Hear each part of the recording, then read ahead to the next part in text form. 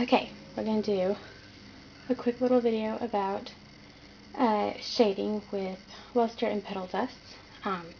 If you don't have an airbrush machine or you just don't like using it because you don't have the control you want, this is a good way to go. If you hear any little baby noises or kid noises, please excuse me. It's the middle of the day. I got little John here trying to fight sleep and other ones in the living room, so here we go. I have painted these, filled these leaves here with two different shades of green, so you can see the effect that this would have on two different shades. The color I'm using is CK Products Olive Green, and I'm using a, what is this, Royal Soft Grip number 8.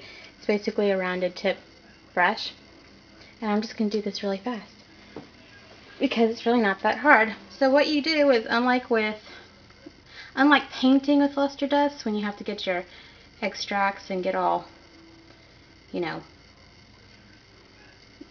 get a thickness or something like that, you just paint this with dust, kind of like, well, like eyeshadow,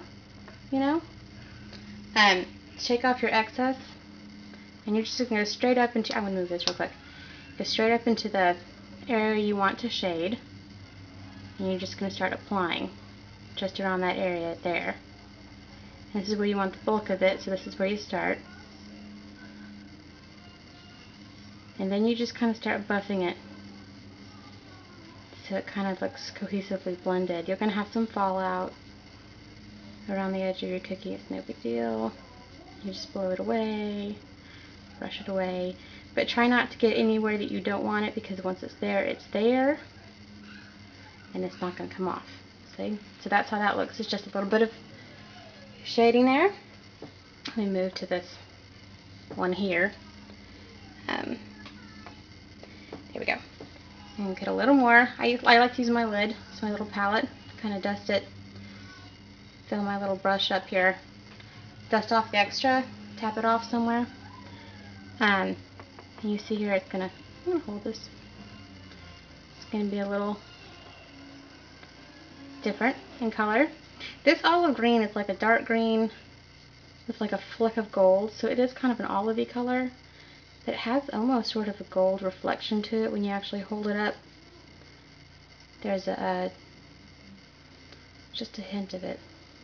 And you see it's the same color, but it's used on two different color icings, and it has a very different effect. It's much more noticeable in this light green. But I think it gives it sort of an aged, antique-y sort of look, which is kind of what I'm going for this set I'm working on. And yeah, you just dust it on like this. So if you really are not good with the whole painting on cookies things, because okay, to paint on cookies you gotta do it like a watercolor, and I just can't do it. So I just do this because makeup I can do. Makeup I used to do for a living. So I just figure, why not paint with powder? So there you go, it's all dusted. You got your shading. And then you're going to come back and do your details.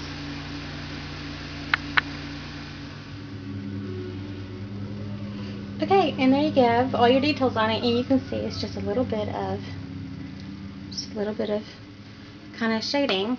Just makes it just a tiny bit of difference, and I think it looks cute. And if you want instructions on how to cut this rose, because I cut them myself, I have a tutorial for it on the blog.